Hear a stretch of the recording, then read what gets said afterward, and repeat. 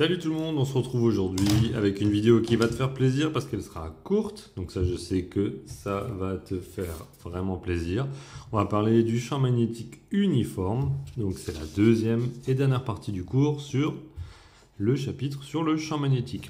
La dernière fois, on a vu les aimants, d'accord? Mais on a vu que les lignes de champ, elles étaient un petit peu complexes. Ça faisait des boucles qui se refermaient, toujours du nord vers le sud, d'accord? Donc ça, c'est le principe de l'aimant. Maintenant, ce qu'on veut, c'est faire un truc un peu plus simple. C'est faire un champ magnétique uniforme. Alors, qu'est-ce que c'est qu'un champ magnétique uniforme? Eh bien, en fait, il est dit uniforme si le vecteur du champ magnétique, tu te souviens de son nom? Le vecteur champ magnétique, c'est la lettre B.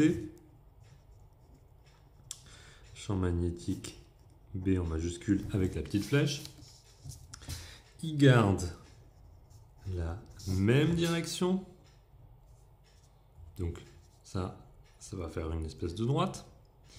Le même sens. Donc toutes les lignes vont aller dans le même sens. Et la même intensité.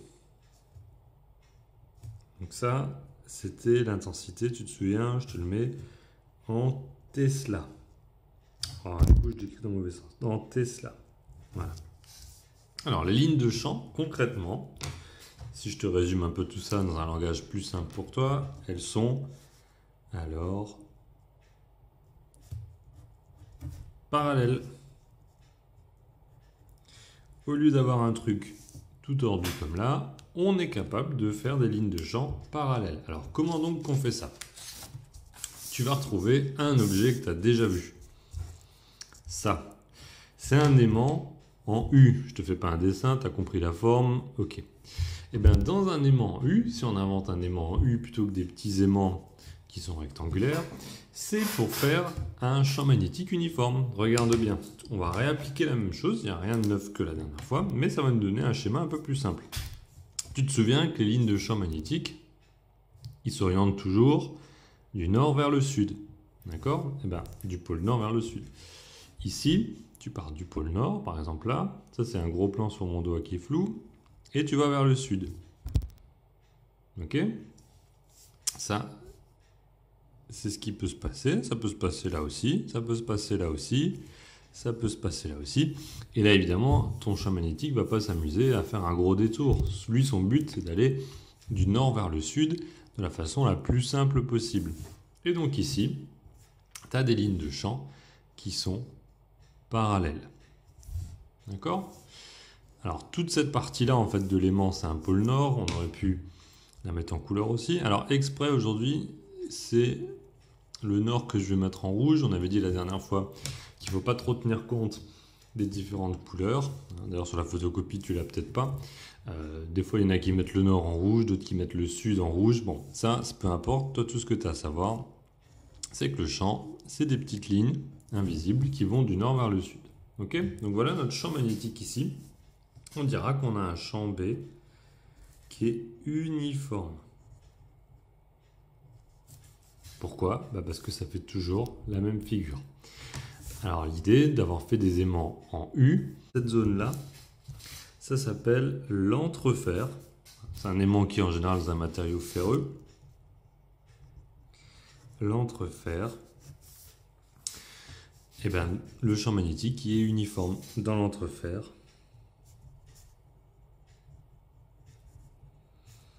De l'aimant en U, le champ B est uniforme.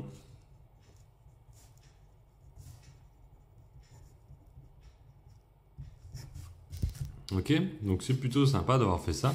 Ça simplifie un peu le boulot. Alors, maintenant il y a un deuxième truc.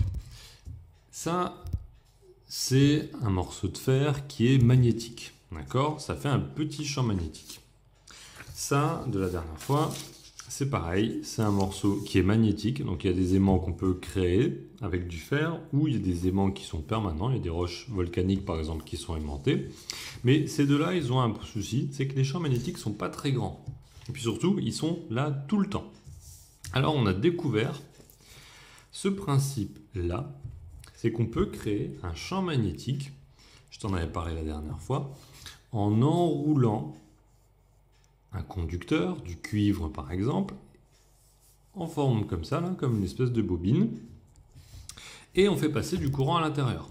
Si tu suis et que tu t'ennuies, tu vas faire tout le tour et tu ressors là. D'accord? Il y a un courant qui doit passer. Si je ne mets pas de courant, ben on est d'accord, c'est juste un fil qui est entortillé. Mais si je mets du courant, il y a un champ magnétique qui va se créer. Alors déjà, avant de parler de ce champ magnétique, on va donner le nom de ce truc-là. C'est une bobine qui est suffisamment longue. D'accord? Elle est beaucoup plus longue que son épaisseur. Et ça s'appelle un solénoïde. Bon, le nom n'est pas très simple, mais c'est comme ça. Un solénoïde, c'est une bobine de fil conducteur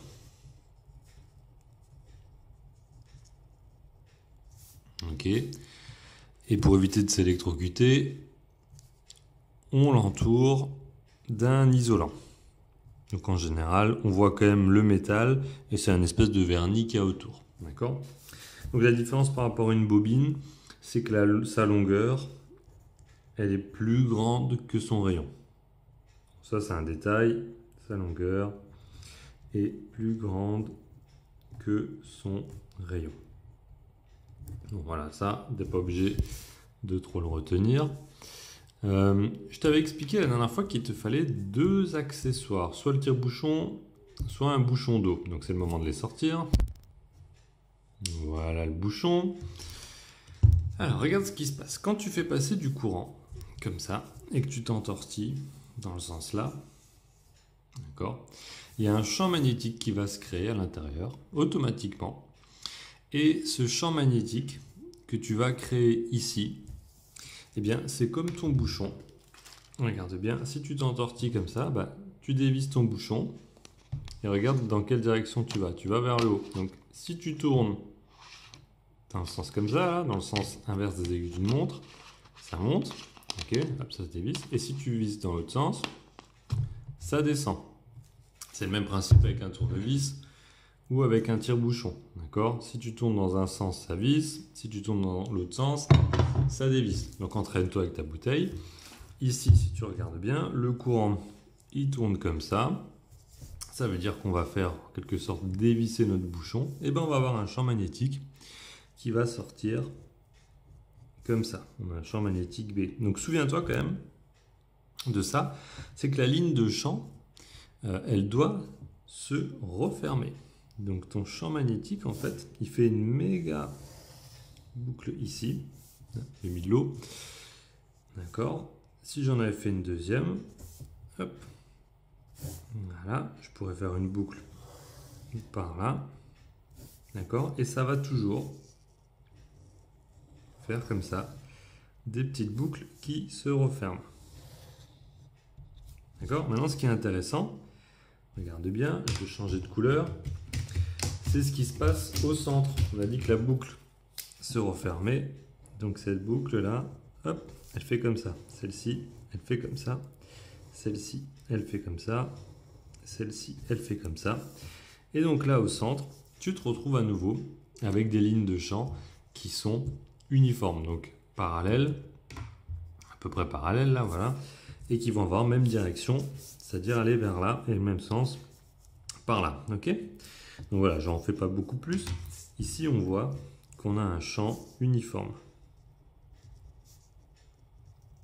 C'est-à-dire, si je zoome, on a cette partie, cette fameuse partie, avec des lignes de champ de cette façon-là.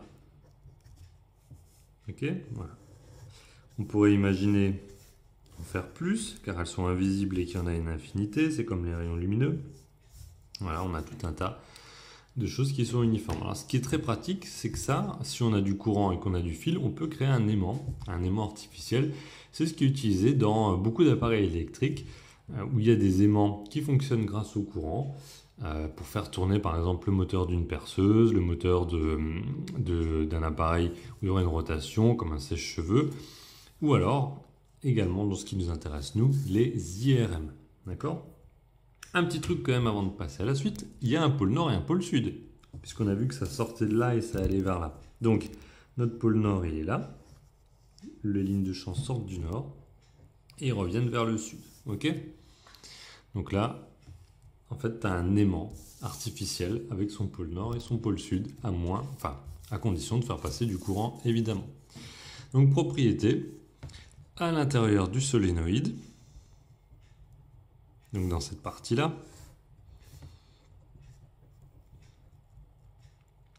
à l'intérieur du solénoïde, le champ magnétique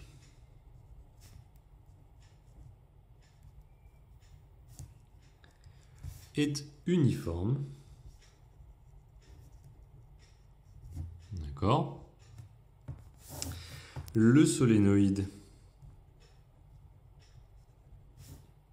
devient un aimant artificiel.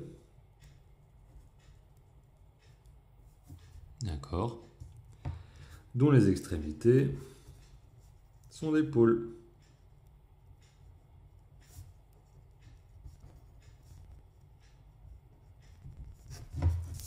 Dont les extrémités sont les pôles. Et une petite remarque importante, si le courant augmente, je fais passer beaucoup de courant, et bien le champ B va augmenter aussi. Je peux avoir comme ça des aimants très intenses. Le champ magnétique B augmente. Et tu vas le voir juste en dessous. On peut créer comme ça des petits champs magnétiques, mais des champs magnétiques très intenses. Regarde les valeurs en Tesla, on n'en avait pas encore parlé.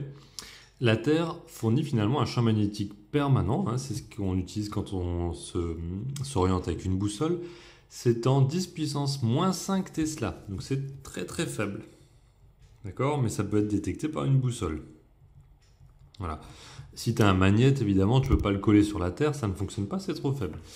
Un aimant, comme celui qu'on peut acheter dans le commerce et qu'on met sur son frigo, là on a un champ magnétique un peu plus grand, 100 fois plus grand que celui de la Terre, donc 10 puissance moins 3, voire 10 puissance moins 1 Tesla. Ça va rarement à 1 Tesla un aimant.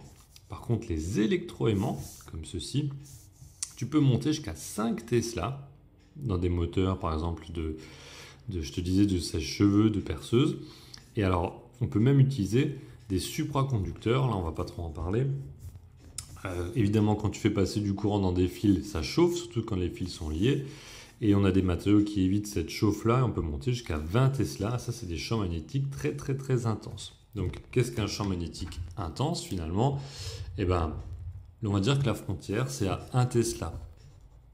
Un champ magnétique B intense à une valeur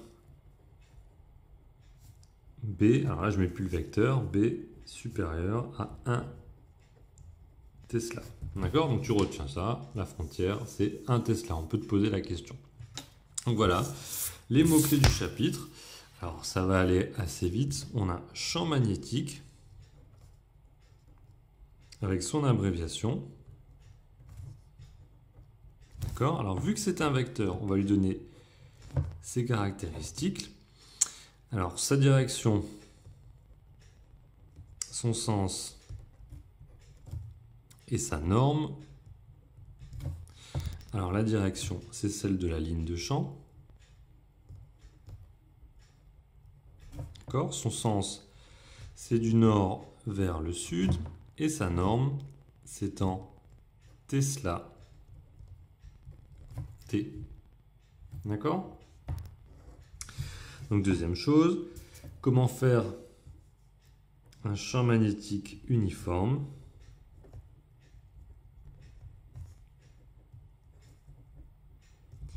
Eh bien là, il y a deux possibilités. On peut utiliser un solénoïde ou un aimant en U. D'accord? Et à ce moment-là, notre champ magnétique uniforme, c'est qu'on a des lignes de champ qui sont comme ça, de même valeur et parallèles. Donc voilà, on a fait le tour de ce chapitre. Il n'y a pas beaucoup de calculs, il n'y en a même pas du tout. Donc retiens surtout ça, un aimant peut être artificiel, peut être permanent. Au-dessus d'un Tesla, c'est un aimant très très fort. Et les lignes de champ bouclent toujours du nord vers le sud.